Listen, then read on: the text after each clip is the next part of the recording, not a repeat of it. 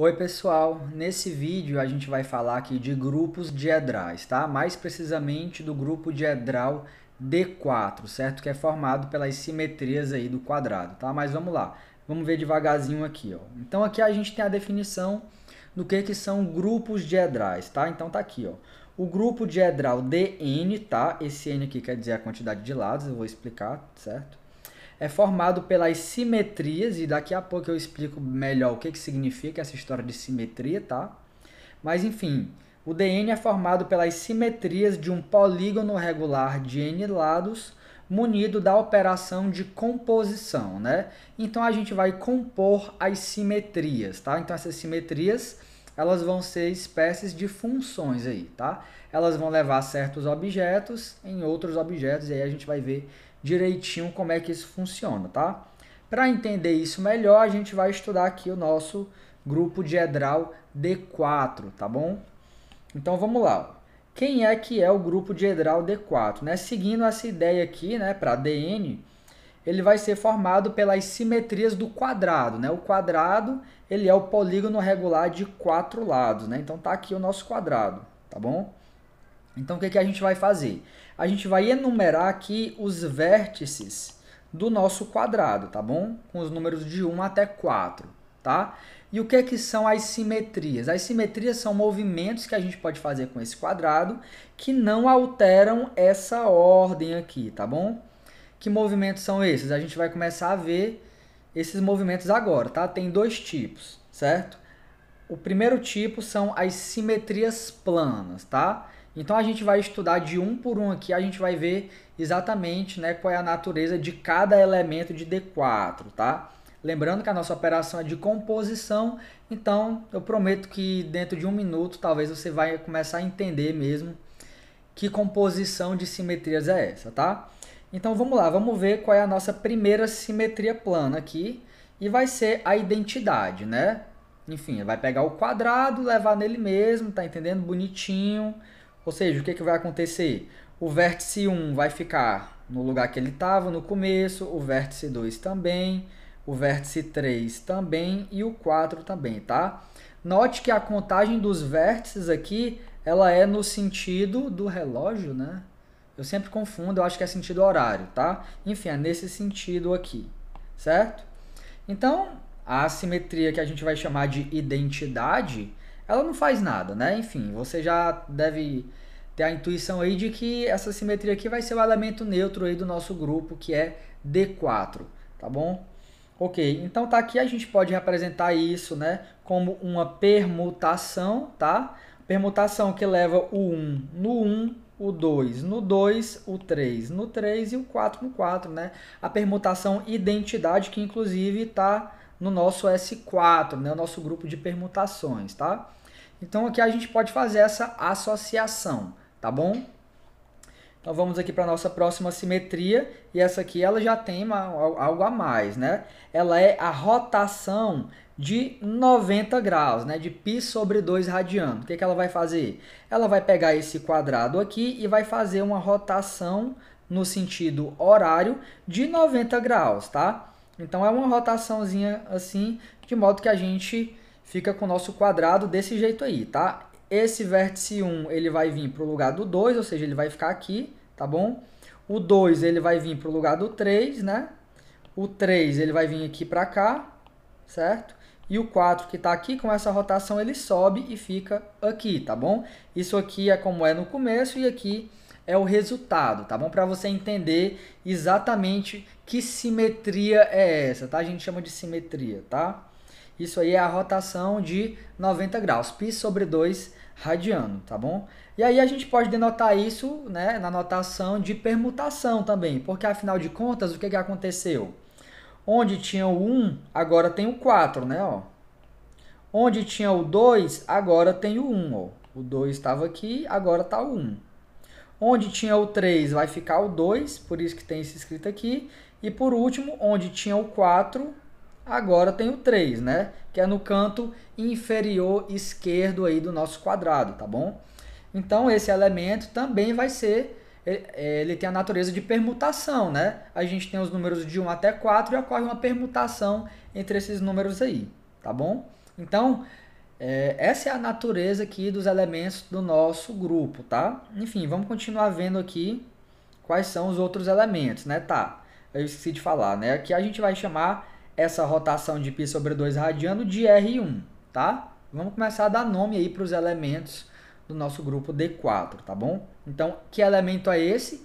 É a permutação, ou seja, uma função bijetiva, né, do conjunto que tem 4 elementos, 1, 2, 3, 4, que leva o 1 no 4, o 2 no 1, o 3 no 2 e o 4 no 3, certo?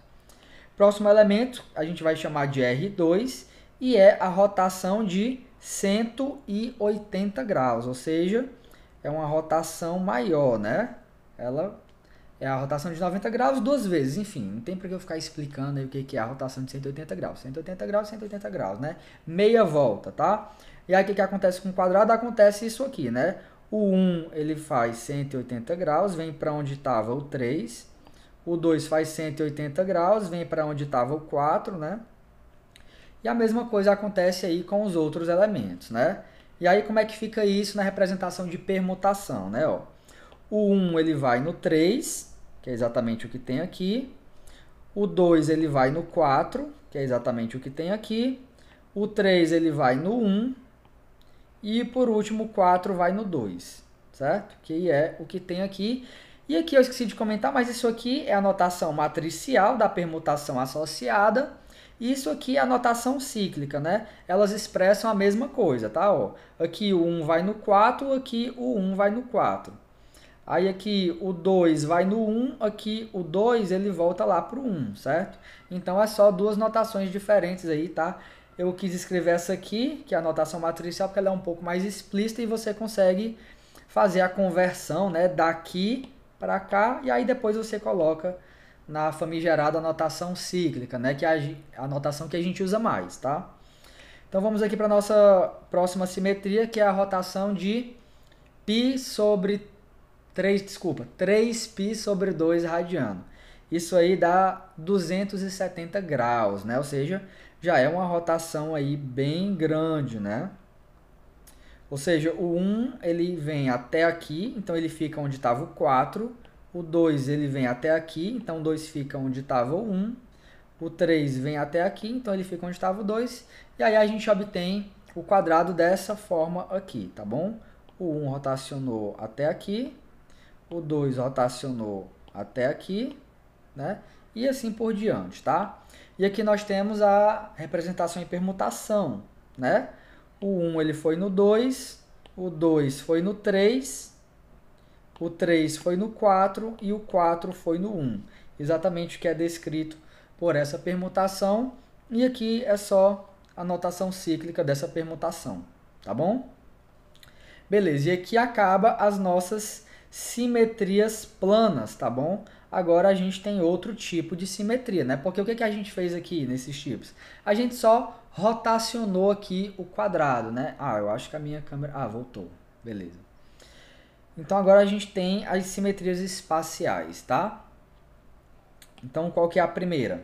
A primeira, eu dei esse nome aqui para ela, tá? Esse nome aqui fui eu que inventei, que é a reflexão 1,3, tá? Ah, gente, desculpa, eu esqueço de falar, tá? Mas eu dei os nomes aqui, né? É fácil de lembrar, tá, gente? É fácil. Tem a identidade, né? A primeira rotação, que é a que tem 90 graus. A segunda, que é a que tem 180 graus, né? Que é maior. E depois, a maior rotação de todas, que é a de 270 graus, eu chamei de R3, tá? E aqui, as simetrias espaciais, eu chamei... vou usar a letra S, tá? Para lembrar de espaço, né? Em inglês, enfim.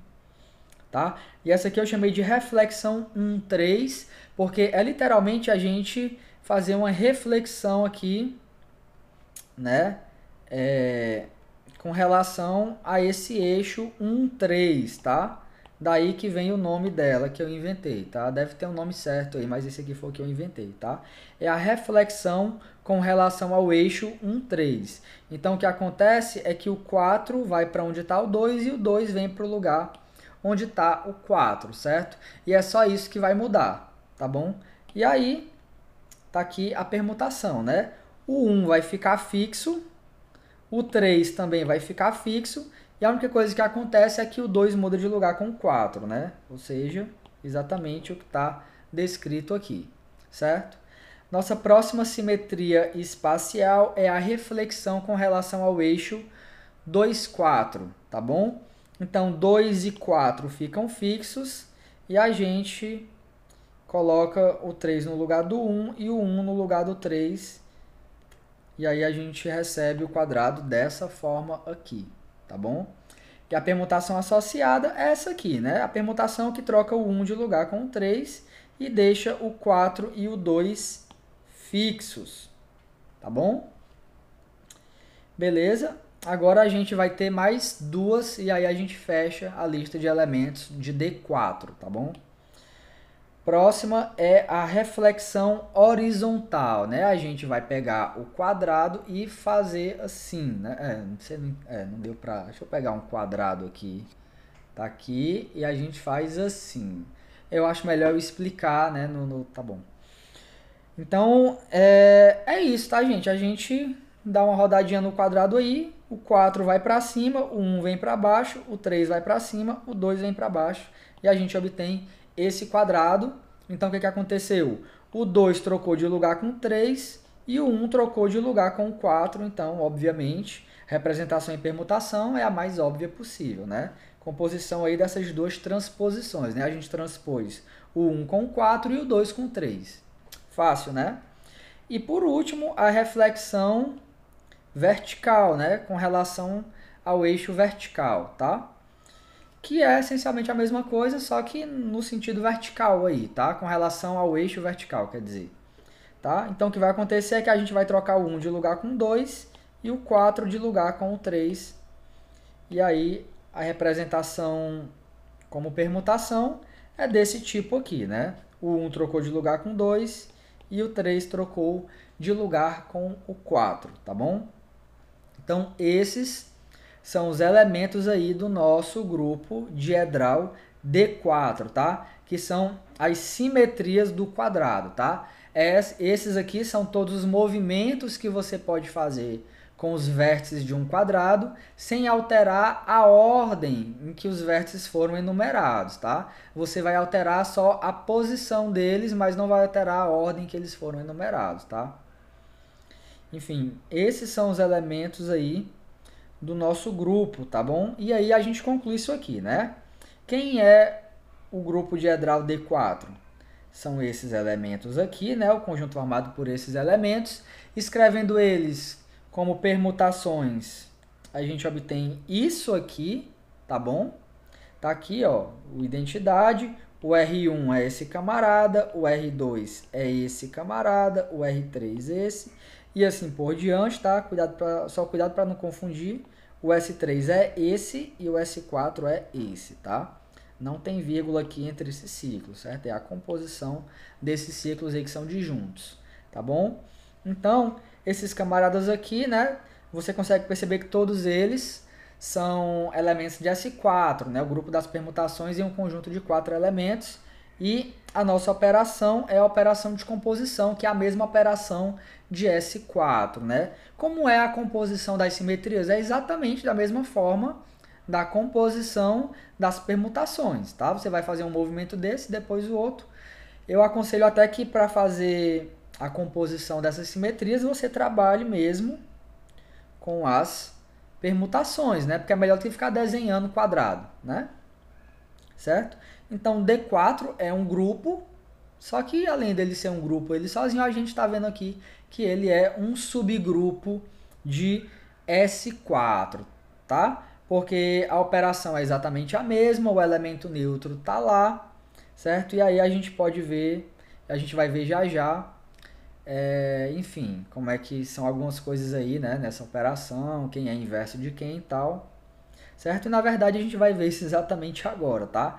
Tá aqui a tábua de operações em D4, certo? Aqui a gente consegue ver algumas coisas interessantes, tá? Primeiro, como é que a gente lê essa tábua? É o seguinte, quando a gente vai operar dois elementos, né? Esse grupo aqui ele não vai ser abeliano, tá, gente? Você pode verificar depois. Então, primeiro a gente coloca um elemento e a gente opera com um segundo elemento. Então, o primeiro elemento, você vai escolher um cara aqui dessa coluna. E o segundo elemento que aparece na operação, né, o da direita, tá? Você vai escolher um cara aqui dessa linha, certo? E como é que a gente encontra o resultado? Ó, a gente encontra assim, por exemplo, o R2 operado com o S1. O R2 apareceu primeiro, então a gente olha para esse R2. Depois do R2 apareceu o S1, então a gente procura o S1. Então a gente vem e olha quem é o resultado disso aí é S2, tá bom? Aí você se pergunta, ok, quem é o inverso de R3, por exemplo? Aí você olha, procura na linha que ele tá, procura pelo elemento neutro, né? Que aqui eu devia ter colocado ID, mas eu coloquei o Ezinho, enfim. Aí você vai lá para a linha do segundo elemento e você vê quem é o inverso aí do R3, né? E é meio óbvio que R1 é inverso de R3.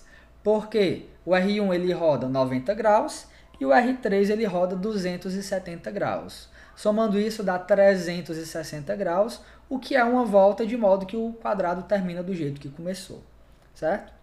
Então vou deixar aqui a tábua para vocês, tá? Vocês podem verificar, fazer algumas contas aí, enfim. Mas como é que a gente opera isso? A gente opera isso da mesma forma que a gente opera as permutações, tá, gente? Então é isso, eu vou usar esse grupo D4 em alguns dos próximos vídeos, tá? Pra gente ir exercitando e se acostumando com esses elementos, tá? Se você assistiu o vídeo até aqui, muito obrigado pela sua atenção e até o nosso próximo vídeo.